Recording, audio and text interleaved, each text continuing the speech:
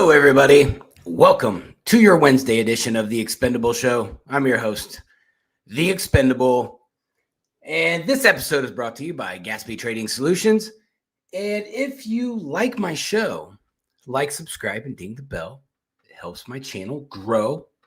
We're going to have some fun today. Well, for one, a couple updates. Next week, I will be interviewing the Georgia Congressional 5th District candidate, Victor Hill again. He'll be coming back on the show. We're going to give some updates. We'll talk about his campaign. I've been spending a lot of time in his district lately, and it is out of control. So hopefully we can shine some light on some things for those of you who watch that pay attention to those kinds of things, which he's going for John Lewis's old seat. So it's kind of a historic seat to sit in. The bar's high, and I'm not a Democrat or anything, but I know the history and I know how much John Lewis means to the people of Atlanta. So we'll have him in studio next week. I'm excited about that because we've become very close friends, and I have a lot of respect for him. We see a lot of the same things. Some of the same issues when it comes to lawfare and how people use the justice system to initiate their own agendas. Kind of like pretty much what I do on a daily basis, especially in my investigations into the state of Kentucky. It's the same stuff. Georgia has the same problems that Kentucky has. It's so divided here between Republican and Democrat that people do get arrested and go to jail here for their corruption, where in Kentucky, nobody goes to jail for being corrupt. So that's the only difference. So we're going to jump right into the statistics. I know there's probably going to be a lot of people in here that have never watched my show. I know things are happening, but kind of what I do is I go through some of the main statistics that I pay attention to that kind of gauge where we're at as a country. I go through some of those, and then we go into the news topics, and I always do my Kentucky stuff towards the end. That way I have enough time to make sure I get through it.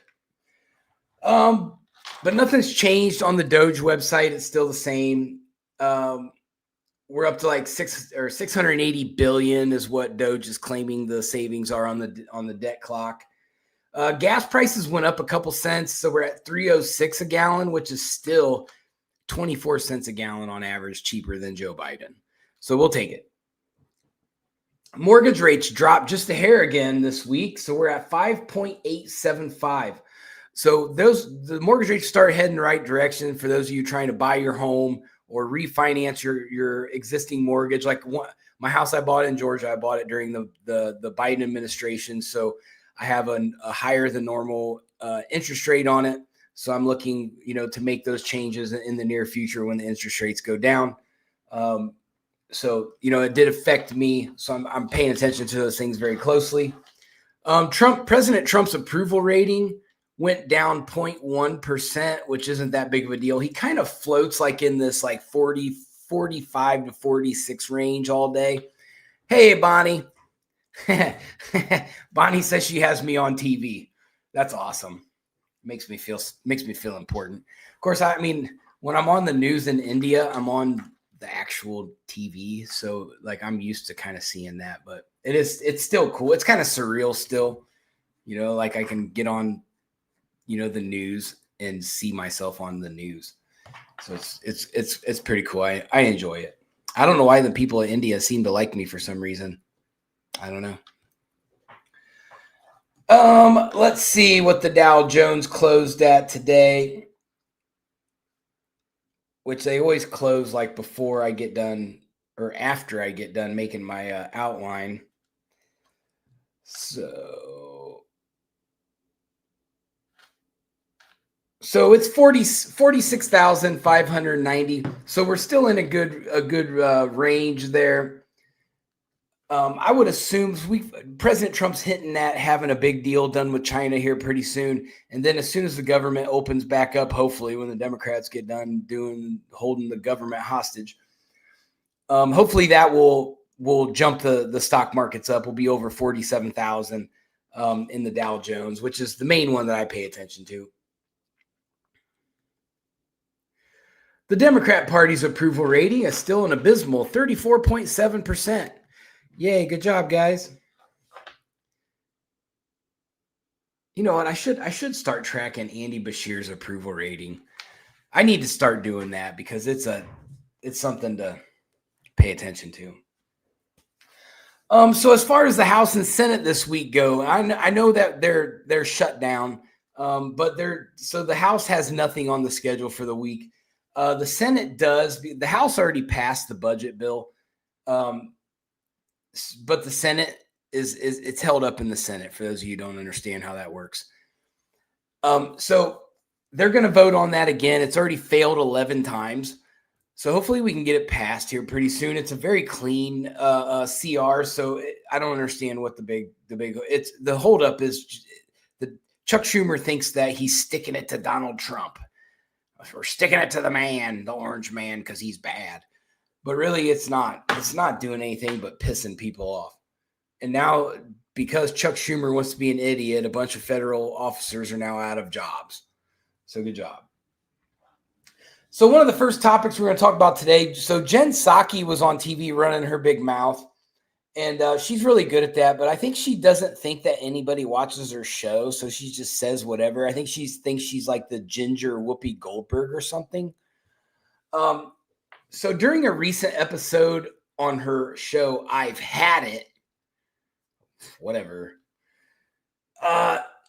she made several pointed remarks about JD Vance's wife, Usha, which Usha's a very, very elegant woman. I hold her in a high regard because she's very highly educated. She carries herself well. She's very vice president wife. You know, she kind of has that mantra like, hey, don't mess with me. I have power. And I like that. So she called Vance the little Manchurian candidate and said that he wants to be president more than anything else. Jen Psaki must be a psychic. And so Psaki joked, I always wonder what's going on in the mind of his wife. Like, are you okay? Please blink 4 times and we'll come over and save you. For one, the Democrats aren't saving anyone. They can't save themselves. With their pro No Kings protest that turned into a giant flop. They can't motivate anybody to do anything. You know, they're going to put it on TV that they had all these millions and millions of people there, but when open society's funding everything. I actually watched these people get into an argument because somebody there was getting paid by Open Society, and they were talking to this other lady, and they were like, well, how much is Open Society paying you? And the lady was like, I'm not getting paid. And then she got mad and left because she didn't get a paycheck to be there. I was like, yeah, that's what you get, Soros. But then Jen Psaki said that J.D. Vance is scarier in certain ways than Donald Trump, describing him as a younger, ambitious chameleon. It's a big word for Jen Psaki, chameleon. So the podcast episode description even included a satirical line, Usha Vance, please blink twice if you need help. Please blink 4 times if you need help. She's unhinged. Jen Psaki's always on TV talking about nothing, always trying to throw something controversial out there to get viewers. And it doesn't work because the Nielsen ratings always prove that America doesn't watch the left. It's a fact. They can sit here and say that they're in the right on everything, but the majority of Americans do not watch left-wing media. That's why they're tanking. I think Greg Gutfeld on Fox News has higher rankings than all of them put together. That's how bad they are. I actually like Greg Gutfeld. I don't really like a lot of Fox people, but Greg Gutfeld, I like him. I like Aisha Hasni too, but she's from my area. She's the only other one on Fox I like.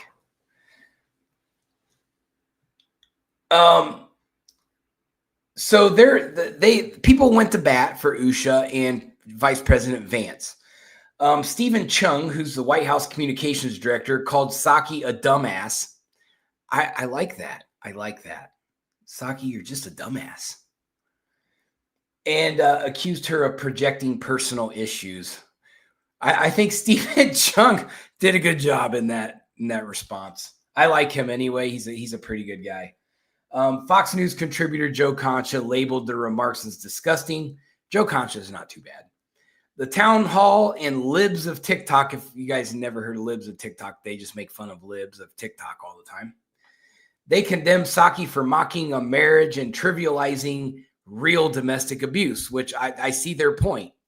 There's nothing wrong with J.D. Vance and Usha's marriage. They've been together for a very long time. So let's take a look at Trump's schedule for the week and see if there's anything that kind of sticks out that he's looking to do.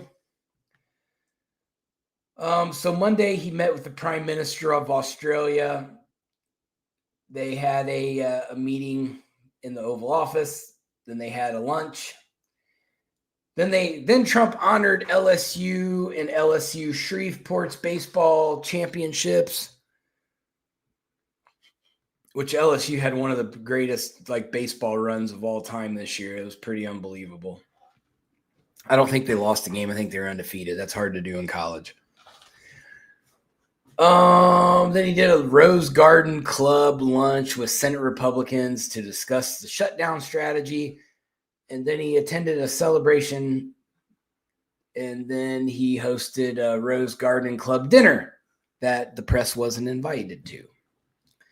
So the Rose Garden lunch with Senate Republicans is the most politically significant meeting this week. It was part of Trump's effort to rally GOP support and pressure Democrats to pass a funding bill. Trump reportedly told senators, "We will not be extorted," signaling a hardline stance. And I agree with that. I don't think that we're being harmed that much by the government being shut down. I think we do have time to waste on this. So I don't think budging and giving into the Democrats is gonna do this country any good. Obviously, we know what they're trying to do with that budget. They want all this added bullshit put back into the spending bill. And this is really their only chance to get it done. But we are kind of getting close on timelines because there's a lot of federal funding that could stop. However, I don't think Trump's going to budge because I think if it gets to that point where he has to cut SNAP, like, hey, SNAP's no longer funded. That's going to cause a problem, and it's going to force the Democrats to kind of jump back on board. So we'll see what happens with that. So one of my other big topics of the day is so here in Henry County, Georgia, where I live, which is on the south side of Atlanta, that we've had a very, very large tick, like a big tick in human trafficking cases here. It's starting to be a problem, and people are noticing things. Things are starting to happen. So since January, from January to June, we had 7 total human trafficking cases. Now you might say, well, that's not 7. It's not that much, but it is. We have 250,000 people in my county, and those numbers are going up. That we used to be a very rural area, and just since I've moved here, I've watched my city double in population. We are rapidly growing. We're getting swallowed up by the city of Atlanta, and we're starting to see some of the crime start to migrate towards my area. It's starting to get to the point where I'm probably going to be considering moving sometime soon. I want to build a house anyway, so I'm going to go a little bit further out in the country. Since I work for myself, I can do that. Some of the biggest issues that with the trafficking, like I've even noticed it. So we've had our high school here, Locust Grove High School, is generally a bad football team. Like since I've been here, we've sucked. Like 1-9, 2-8. Like we're horrid. Our football team's horrid. This year We're like 7-1 right now. So how did we get to be 7-1? Well, it's because the population migration to Henry County is big. We're starting, not only is it bringing population, it's bringing athletic talent to our area. So we're actually seeing a very good football year, which is odd for Locust Grove. So anyway, so in some of these trafficking cases of these 7, there 5 of them involve minors.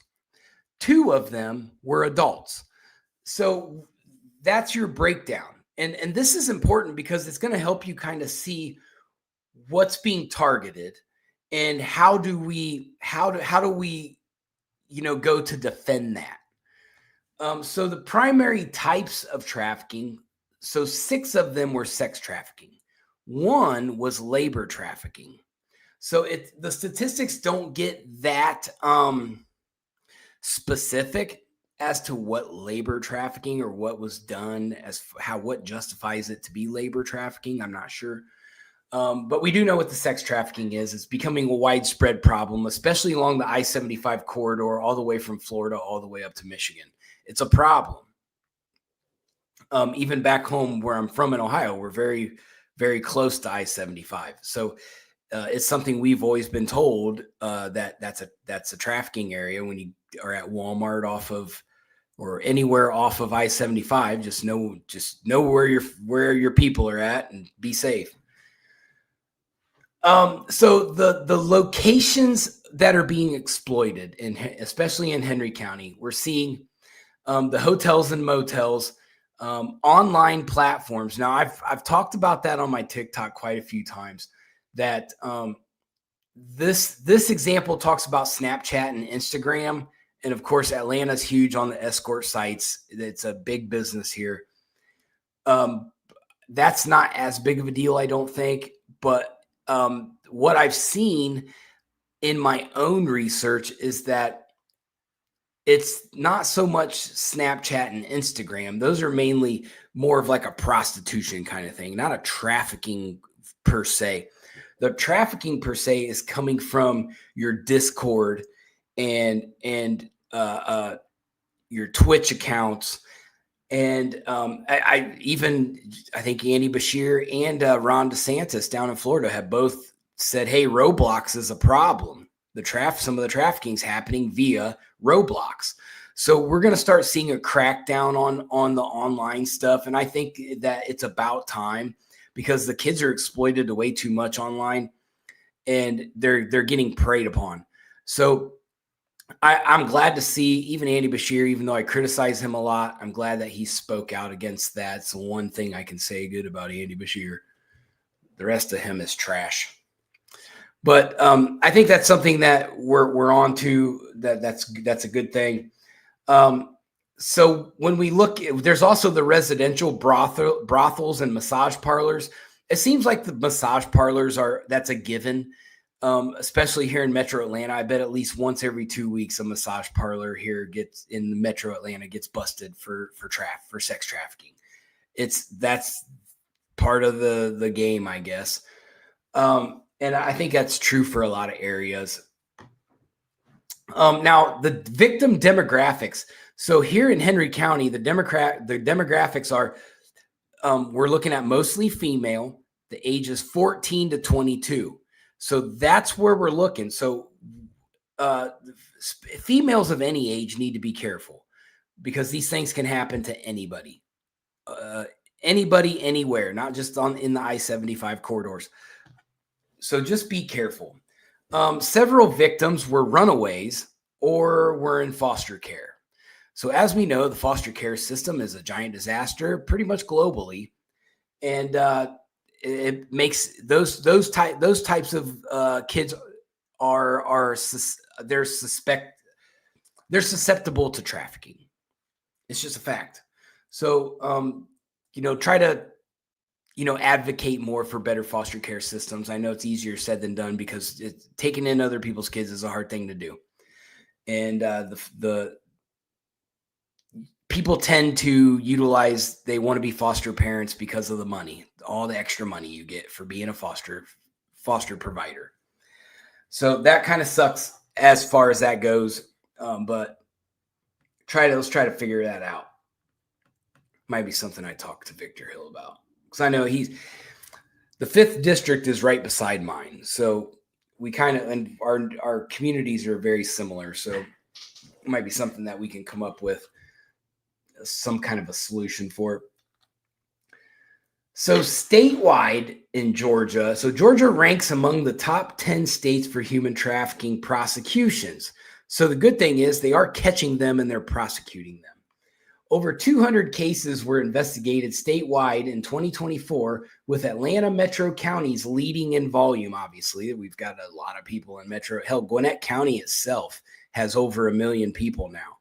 And, that's like 2 counties away from Atlanta, from the corporation limit of Atlanta. So that just tells you how much population we do have here. Henry County's proximity to Atlanta and its role as a transit corridor make it vulnerable to trafficking networks. And it does.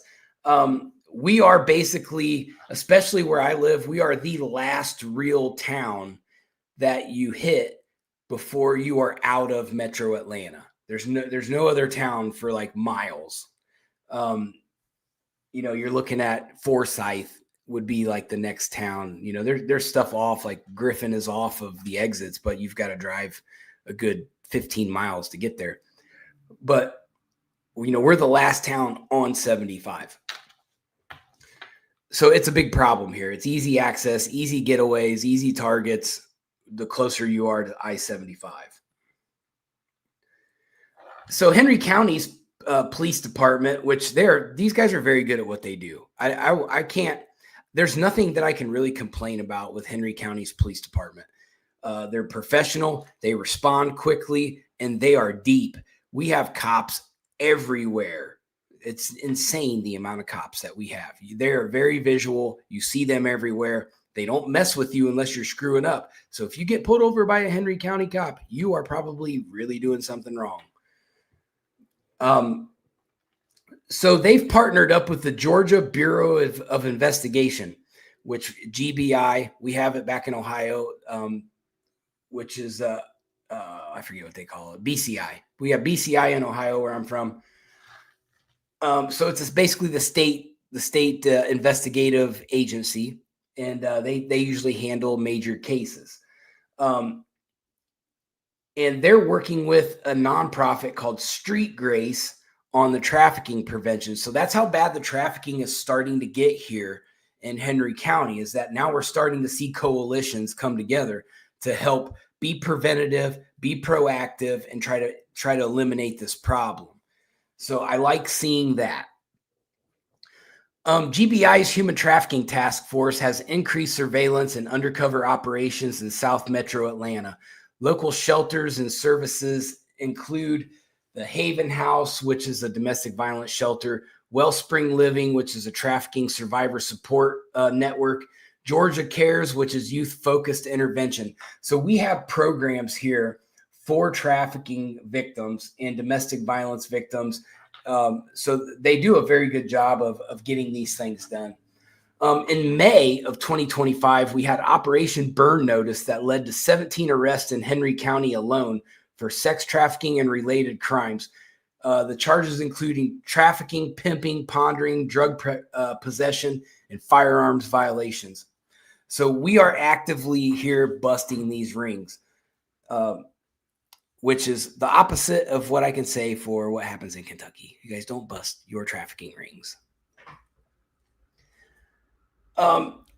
So Operation Burn Notice further went on, and which included GBI, Henry County Sheriff's Office, and Homeland Security's down here heavy all the time too. They arrested several people the one guy was from Decatur, Georgia, which is not very far away from here on the east side of Atlanta. A 17-year-old was busted from Griffin, which is about 10 miles from here. A guy from here in Locust Grove. Two people from North Carolina and somebody from Gastonia, Georgia. So these people are coming from quite a ways away from many different areas as part of this bust. So it's good that they're rounding them up and nabbing them up. So they're trying to, the operational goals for this are they're trying to reduce the demand for commercialized sex. That's a big one. And identify and arrest traffickers and buyers. They're also trying to disrupt the trafficking networks operating near I-75 in Metro Atlanta. This is a big deal. They take this very seriously. All throughout Metro Atlanta, they take it very seriously. I just pay attention to it because, I live in Henry County, so I pay attention to Henry County stuff. The arrests spanned from Hampton to Locust Grove to McDonough. And that's true. We see these busts happening all the time. And in surrounding areas. So the trafficking activity was linked to online platforms and hotel-based operations. Additional arrests and charges are expected as investigations continue. Now, we had a recent bust that was just like a few days ago. And that's what made me want to bring this up, because we're starting to see this more and more. So this was called Operation Johns and Bonds. It happened this month, like not a few days ago. It was a joint sting by GBI and Henry County Police that led to the arrest of 5 men for pondering, including Henry County Sheriff's jailer. So yeah, we bust our cops when they do bad stuff. Take note, Kentucky. A school. Another one was a local school teacher from a school kind of about 5 miles away from me, in a little area, unincorporated area called Luella. The operation targeted buyers from commercial sex and aimed to disrupt trafficking networks. Now, one other thing I wanted to look into is, how does Henry County, in the state of Georgia in general, deal with like bad cops? Because we're gonna merge this right into my Kentucky story for the day. Because as a lot of people know, or maybe a lot of people don't know, Knox County is going through the potential indictment of one of their law enforcement officers in the death of Todd St. John. And we'll get into that more in depth here in a second. But I wanted to see how Henry County deals with that. So we have the Georgia Brady list here for law enforcement. So if you have any kind of disciplinary as a cop, you're logged into the Georgia Brady list. So that way, every agency knows that you have a disciplinary problem, and it's going to make it hard for them to hire you. So that's a big thing. And I think seeing how Kentucky does their law enforcement, and I've seen this in every area, especially like down in Boonville with Claude Hudson. He gets in trouble, and instead of being held accountable, they just keep migrating him to other jurisdictions. Like, wow, hey, if you just leave and go down the street to that agency over there, we won't bother you. And that's what they do. Cop gets in trouble, cop just migrates to another jurisdiction, and then they get in trouble there. Then they migrate to another jurisdiction. I mean, it sounds like a couple of the Paris cops that I know of. So that's a thing. And I think Kentucky needs to initiate a system like that, so they know which cops, like each jurisdiction has no excuse as to why they hire shitty cops from other jurisdictions that suck. And that's exactly what happened in Knox County in this situation. But so there's also the Georgia's Peace Officer Standards and Training Council.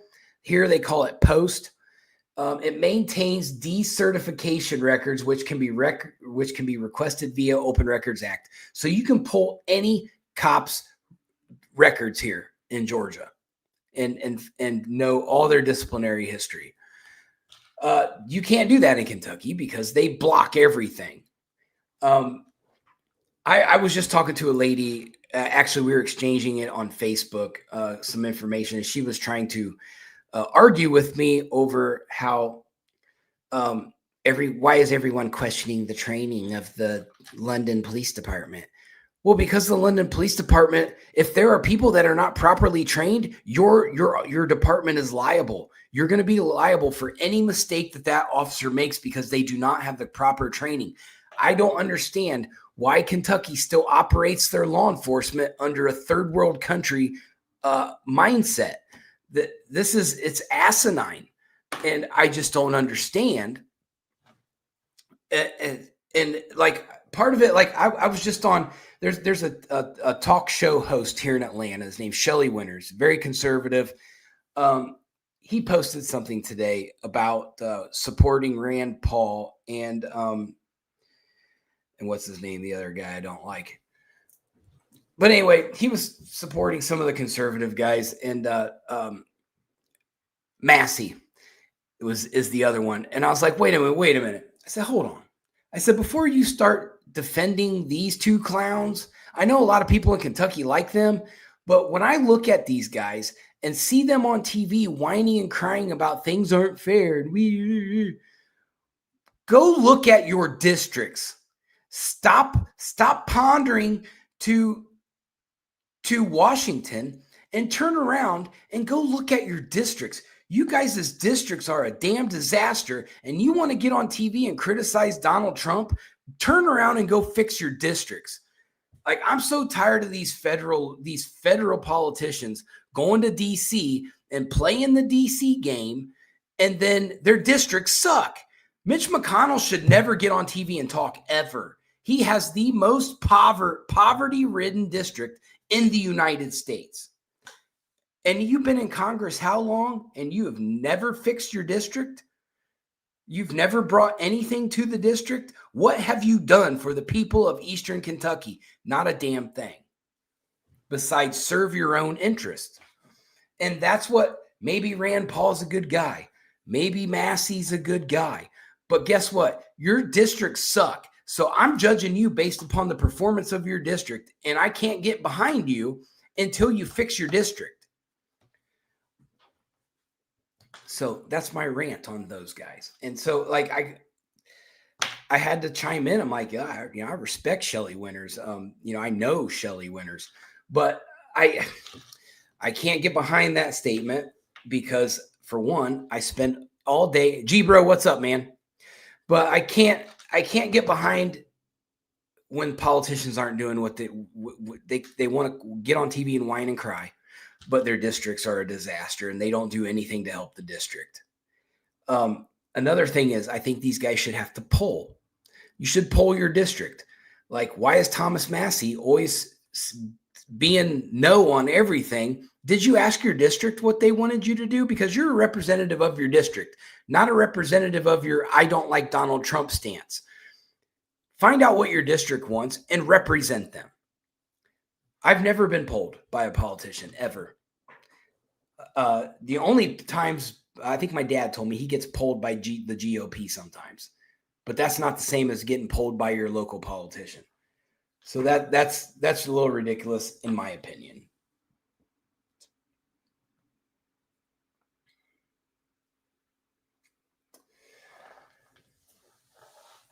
So anyway, let's get into Todd St. John. So this is something that's getting ready to happen. So it looks like the KSP finally finished their investigation. So what happened was Todd St. John was a 20-year-old dude. He was killed July 24th, 2025. I did cover this on my TikTok like months and months ago, and said lots of mean things about the officer that did it.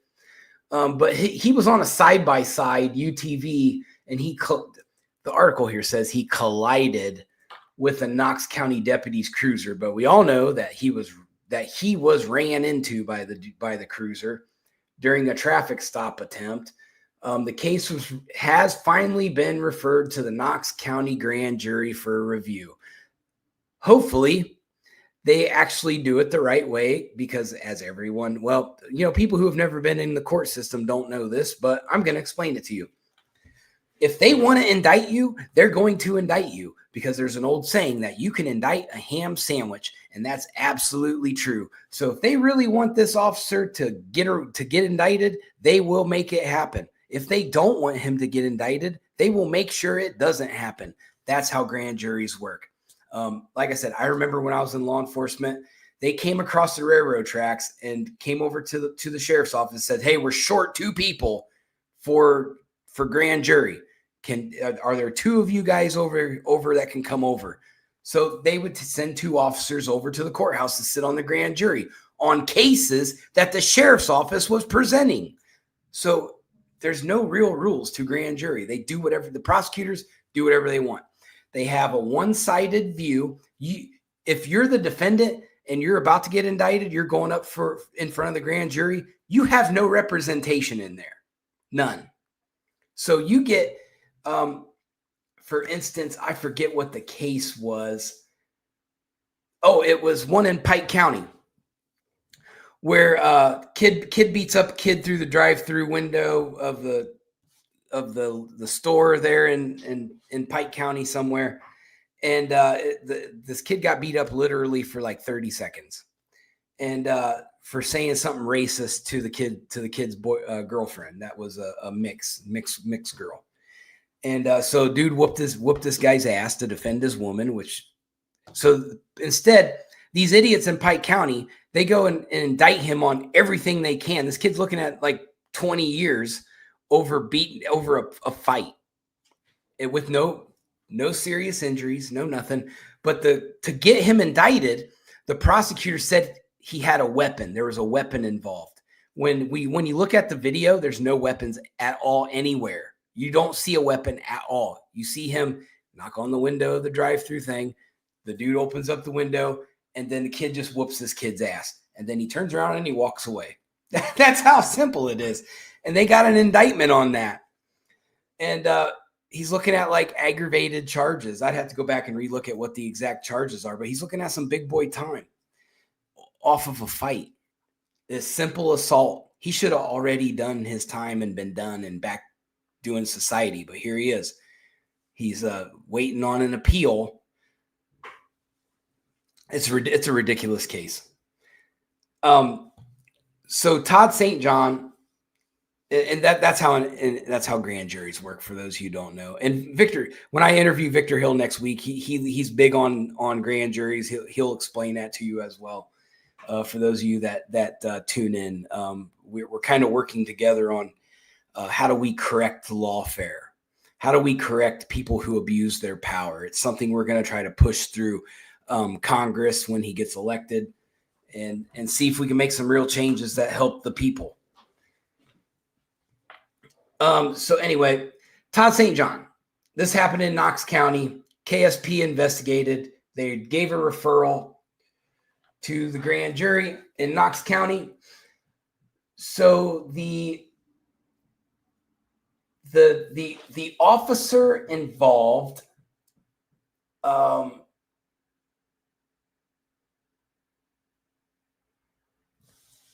darn it, is Ashurst.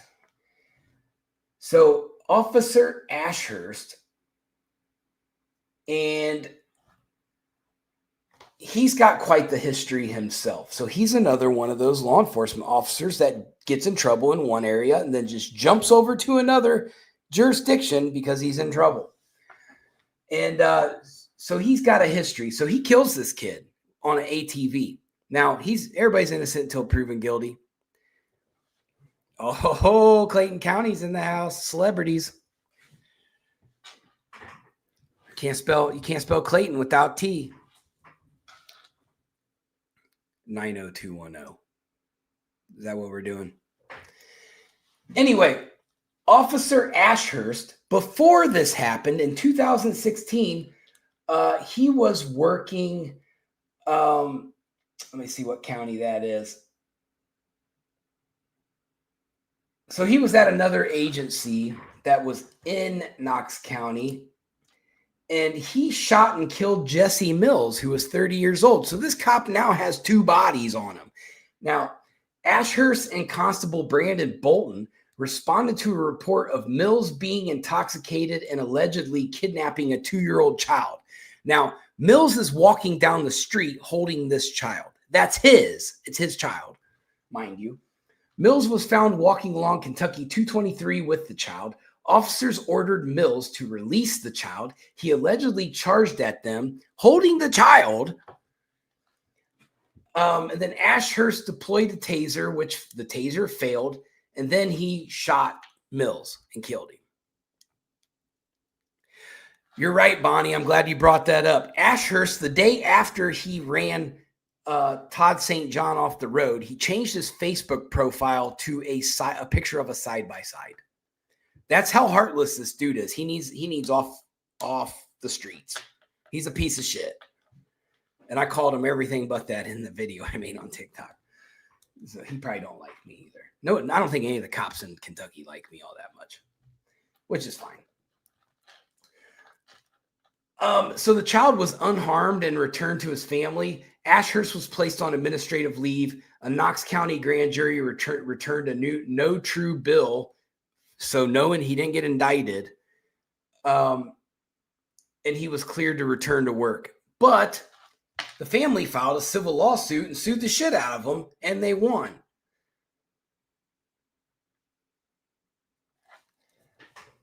So the Mills family filed a federal lawsuit in 2017 against Deputy Ashurst, Constable Bolton, and the Knox County Sheriff's Department.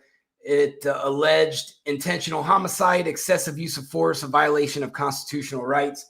They shot and killed an unarmed man holding a child. So the lawsuit cited the autopsy findings, eyewitness testimony, because there was eyewitness testimony, and then claims that Ashurst repeatedly tased and kicked Mills while he was on the ground. So that's the kicker of this whole thing, that Ashurst got helped out by the good old boy system because they beat the shit out of him before Ashurst executed him. I'm going to tell you that right now. I dug into this and looked at the autopsy, all the angles of the firearm. It wasn't one of these where you shoot a guy charging at you. It's a downward execution trajectory of the bullet in an execution. They beat the shit out of this guy and then executed him. Flat out. Sue me. I don't care. That's what happened. Well, you can't because you already lost the lawsuit. They already said you're liable. So at the time, Sheriff Mike Smith defended Ashurst, stating he has a clean record with our office, but they didn't talk about the offices that he left before he got to Knox County. So he was up to date on all required annual training. I bet he was. So that's going on. I'm going to be keeping track of that. So now we're going to talk about Paris Police Department, because this is the one I'm hot and heavy on all the time. And I'm sure I have some Paris people in the crowd today, because I did kind of advertise that I was doing Paris today. So I'm glad you're all here if you're from Paris. So what we have, I'm going to just share with you everything that I have so far. There's some things I can't share yet because I have a strategic way of releasing that information. So there's some stuff I'm not going to share with you, but here's all the stuff just to kind of give you a recap and give a lot of my viewers a recap as to what is happening. So I'm going to start off with Chief Myron Thomas. He's got the longest list of dirty laundry. So we'll start with him. He keeps getting caught having affairs. So there's an ethics problem. His girlfriend beat the woman that he had an affair with. So there's some more problems.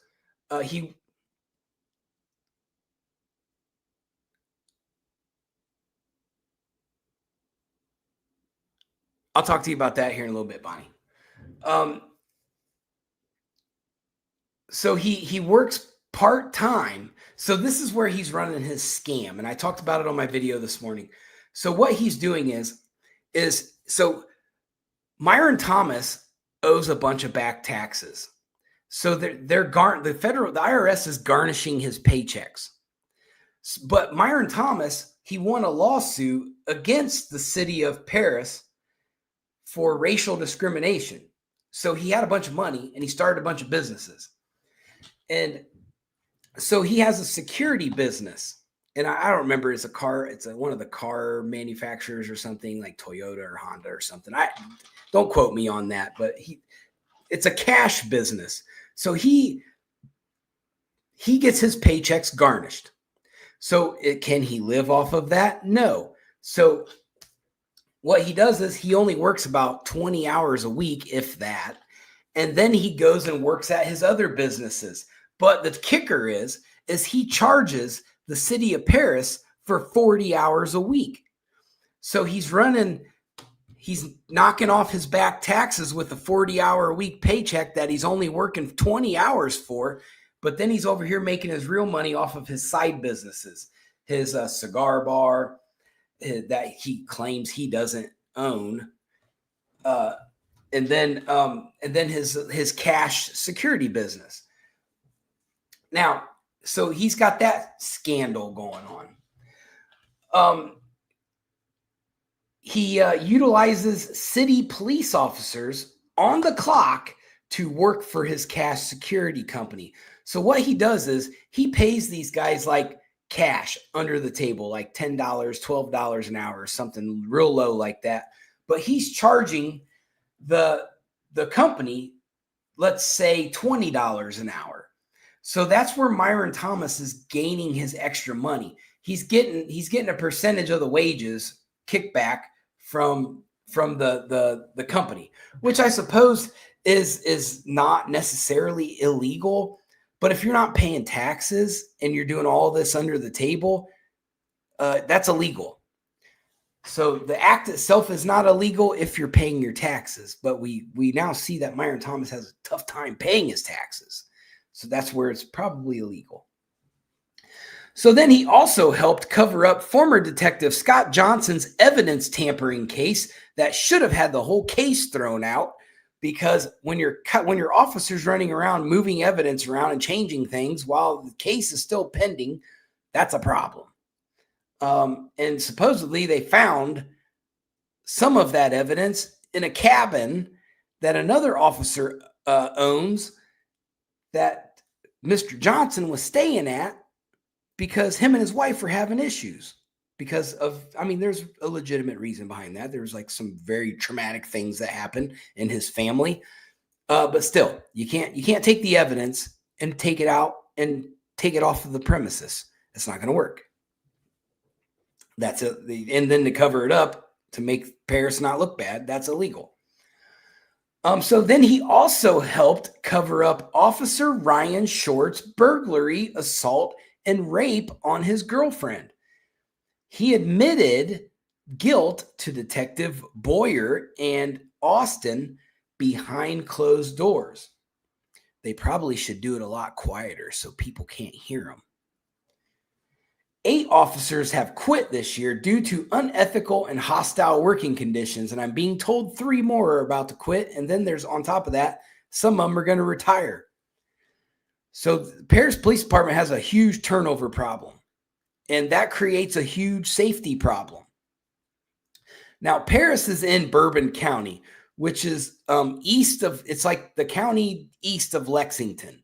So it's a big money area, horse farms, all that. And now it's an unsafe police environment.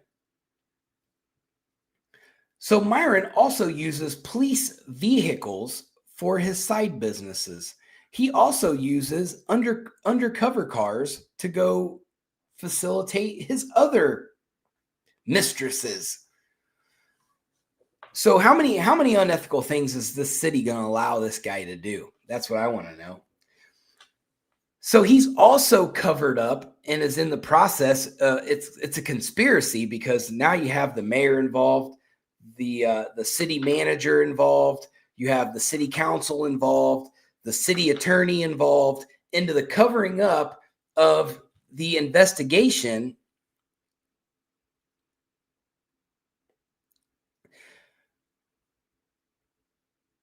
Yes, ma'am. So before I move on, I'm going to acknowledge this because I've been working on this and yeah. So this young lady is thanking me for what I'm doing in Paris, which I do get a lot of a good positive reinforcement. I think people are sick of what's going on in Paris with the police department. They're out of control and they're crapping on their people.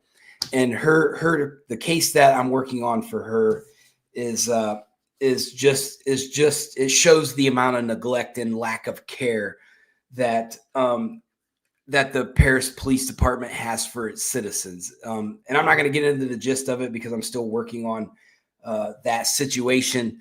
But I appreciate you And I will be covering that I'm probably going to reach out to you because I got some questions, but I have kind of mapped it out of what I think happened.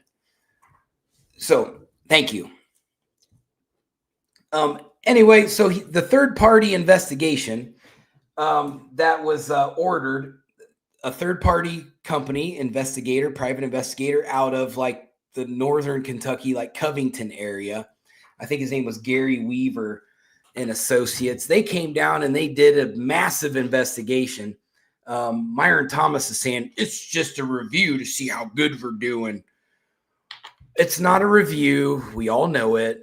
You guys got investigated and y'all got found to be dirty. And now everybody in that office is conspiring to cover it up because everyone's scared of Myron Thomas and Detective Boyer. So my advice is grow a sack and stand up to these clowns, because if you don't, you're all going to go down with them because you're all co-conspirators. It's really that easy. You guys are borderlining on the RICO side of things. I don't think none of y'all would do very good in the federal penitentiary. Just saying, Tim Gray. And so there's also the cover-up of Detective Boyer's domestic violence that he got in Georgetown.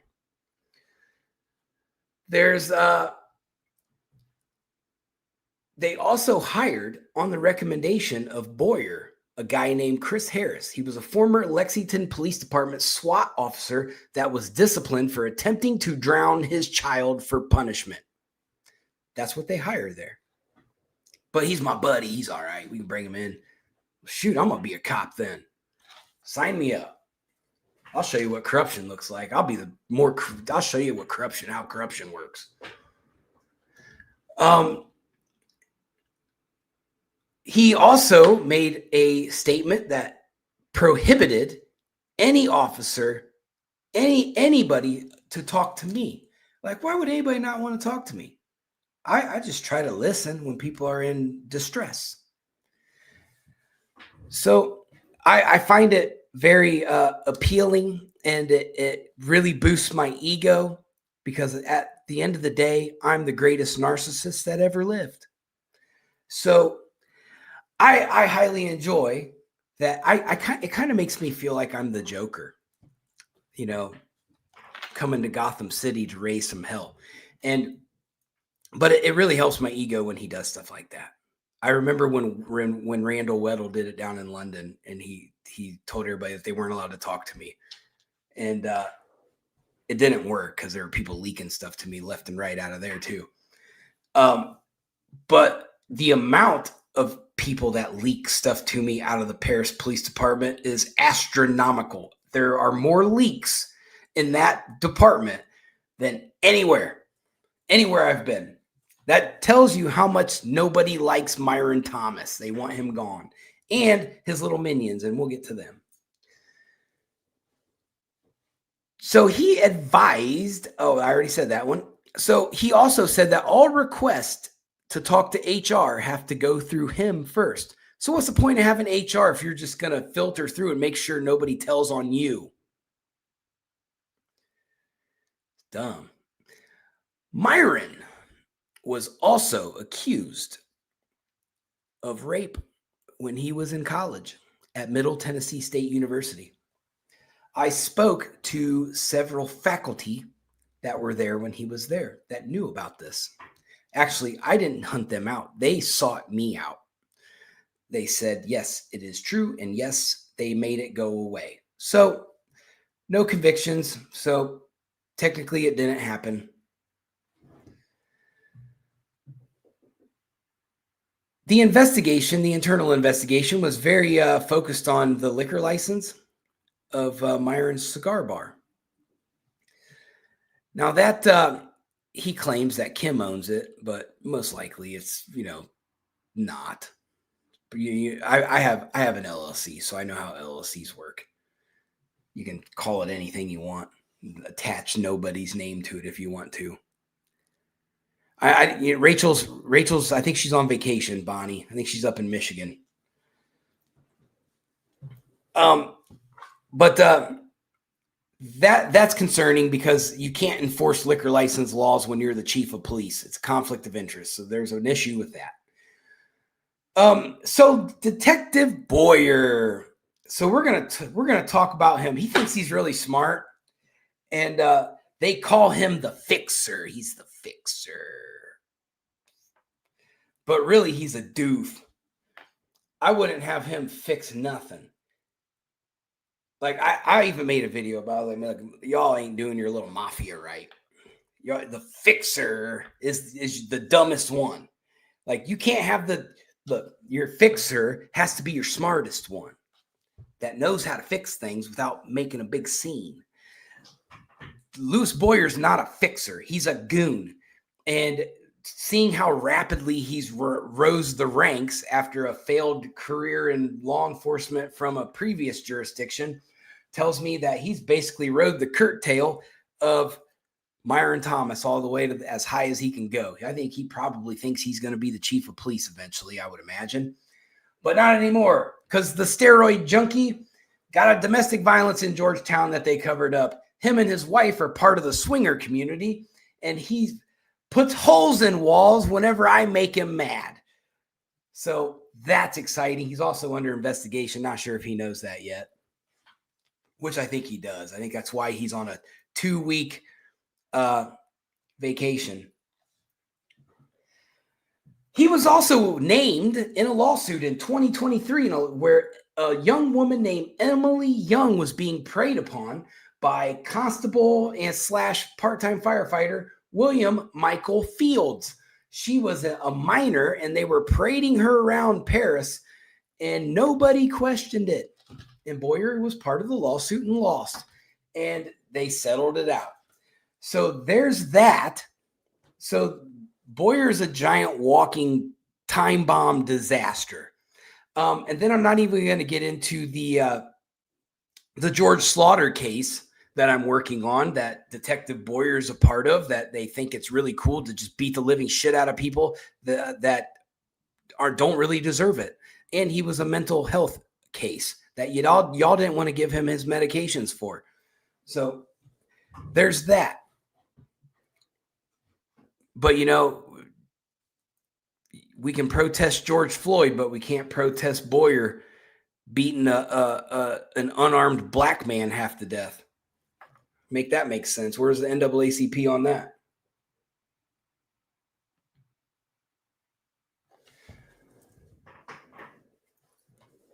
Which Mr. Slaughter's been a very, very nice man. Very coherent, very smart, intelligent. Didn't deserve what happened to him. And he was abducted from Lexington and brought to Bourbon County. Yeah, I know about that too. So let's move on to Adam Harmon, the next round of brass in this disaster. Myron Thomas is quoted to calling him the department screw-up. So he botched a 4-year rape case involving the guy who works on the cars for the police department. They knew it happened. They didn't prosecute. The suspect was the mechanic. He worked on the police cruisers. There was a phone with evidence on it that was not entered into evidence. There was a search warrant filed, but no record it was ever executed. This whole thing was completely botched. The victim, what happened was they would have got away with it, but the victim turned 18 and she made a video and told everybody what happened. Kudos to her for standing up and speaking out.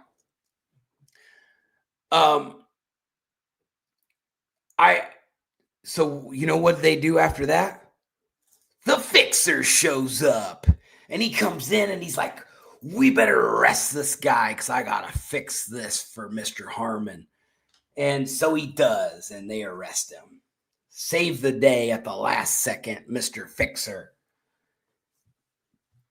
So then Harmon went on to sell a firearm to another officer, and it discharged the weapon in the office, almost hitting another officer because apparently he doesn't know how to use a firearm.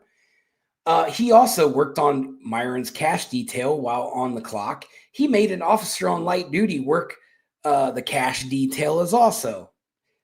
as also. And he was notoriously known to falsify the time cards. Don't blame me, blame your officers that don't like you. Now, Officer Toadvine, Toadstool, Toad, I don't know, whatever his last name is, Toad something.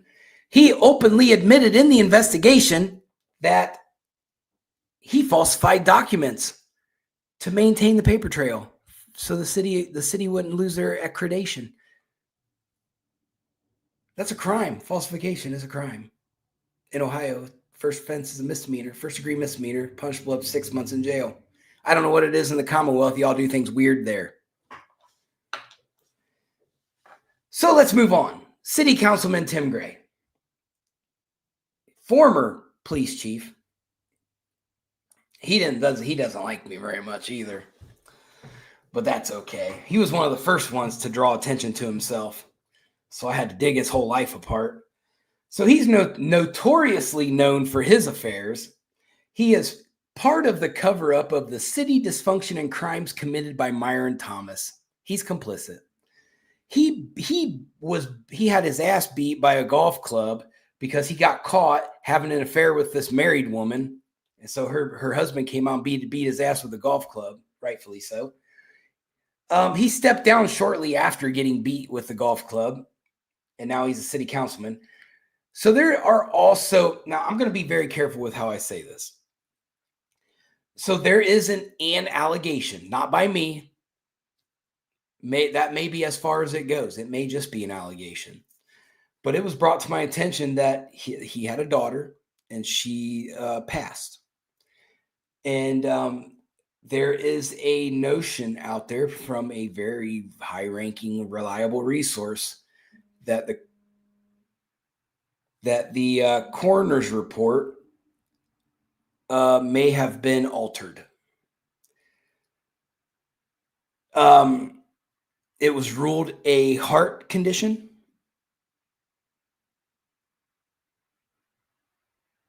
If you would have watched the beginning of my show, you would have heard me talk about my city. I did talk about my city.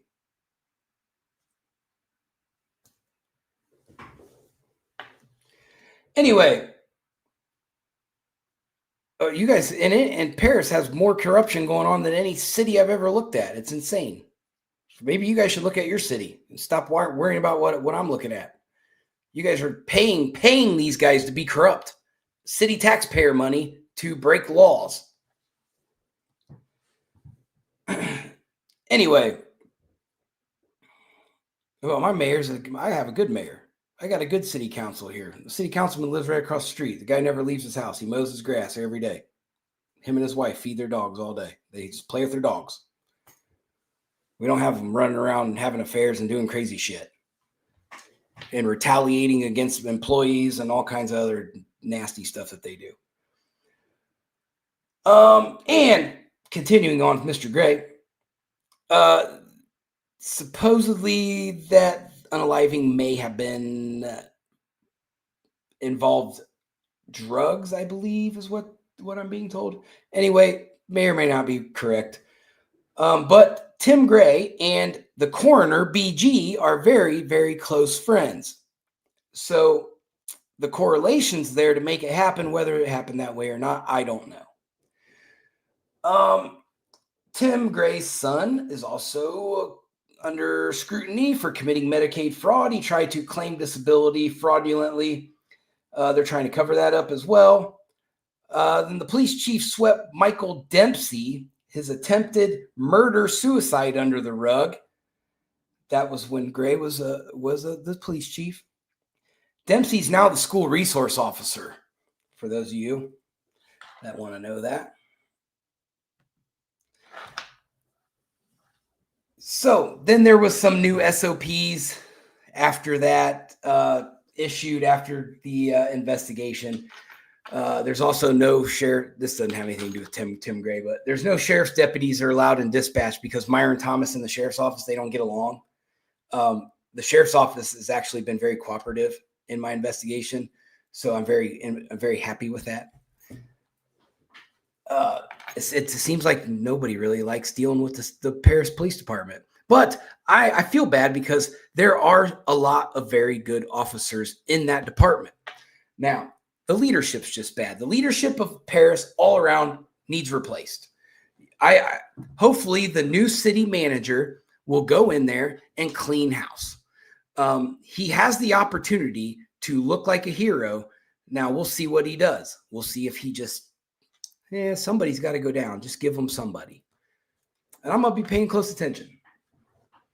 I highly appreciate the people of Paris, especially the ones that I talk to quite often. They've been very helpful and concerned. They're concerned for their community. They're concerned for their law enforcement officers that are trying to do the right thing.